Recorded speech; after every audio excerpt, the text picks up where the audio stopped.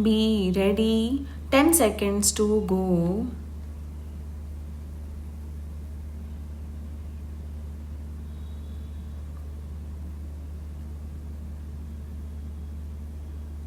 Start. Mr. Deputy Chairman, sir, the 2011 census says that of the 16.8 crores, 92% of the people living in those rural houses have an income of less than 10,000 rupees a month. How will they pay taxes, sir? Where is the income to pay tax? Now let us come to the urban areas. The total number of households in urban areas is 7.9 crores and around 26% of those people are living below the poverty line. So you take away 10 crores. Hence, in total, around 84 crore people cannot pay taxes in this country because they do not have the income. Now, you are left with what? The remaining persons are 27 crores. Of those 27 crores, sir, 48% are women who cannot pay taxes, who hardly pay taxes, and persons in the age group of 18 to 23 are 14 crores. So you are left with a figure of 3 crores and you tell the people of this country that you are dishonest, that you do not pay your taxes, and that is why you want to unleash this terror regime and make people live in fear. Sir, if you had done your calculation, you would never have made that statement. All your items in the finance bill are based on the calculation that people do not pay their taxes. Sir, increase the prosperity of the people in this country. Do something about investment. Do not think that demonetization has succeeded. It is demonetization that has succeeded. Demonetization has not succeeded. You have been politically victorious. You have had an electoral victory. But what we need is the victory of policies. The mindset that you have reflected in the finance bill shows that you are not interested in the prosperity of the people of this country. You are interested in the kind of Raj that we had before the constitution came into force. Now, sir, the third point I wish to raise is how you are actually destroying the federal structure of this country and how you are treating this house as irrelevant. Sir, with your permission, I would like to point out to para 14 of the finance bill.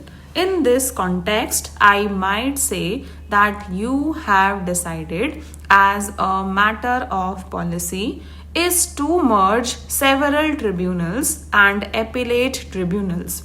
There are several of them. I do not want to go into the numbers. What you have done is this. I will give you an example. Under the Competition Act of 2002, you are replacing the Competition Appellate Tribunal by merging it into the National Company Law Appellate Tribunal. Now, sir, I want to know from the distinguished Finance Minister that this is a money bill. What has this got to do with the Finance Act? It has nothing to do with the Finance Act. It is a matter of policy whether one tribunal should be merged with another or not. Tradition has it that you should bring an amendment and this house should debate it.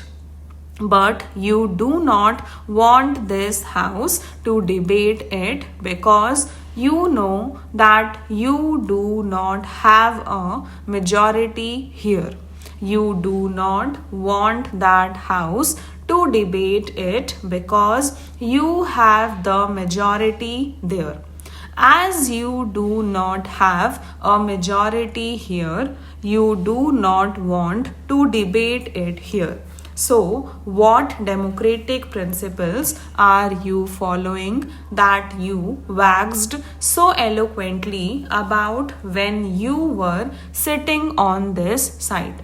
Then again, under the Airports Economic Regulatory Authority of India Act 2008, they had a tribunal, the Airports Economic Regulatory Authority Appellate Tribunal. You have merged it with the Telecom Disputes Settlement and Appellate Tribunal. Why would you do that? If I may just inform the members of this house through you, sir, that the most serious issue is not the merger so much.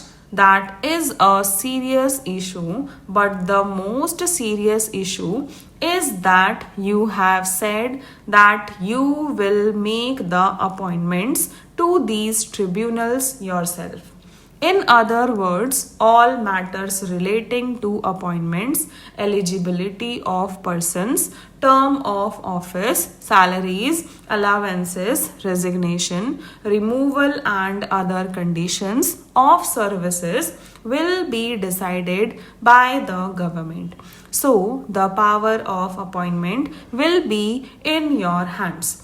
In other words, you want the tribunals to do your bidding. There will be extensions of the executives because you will appoint people of your own choice.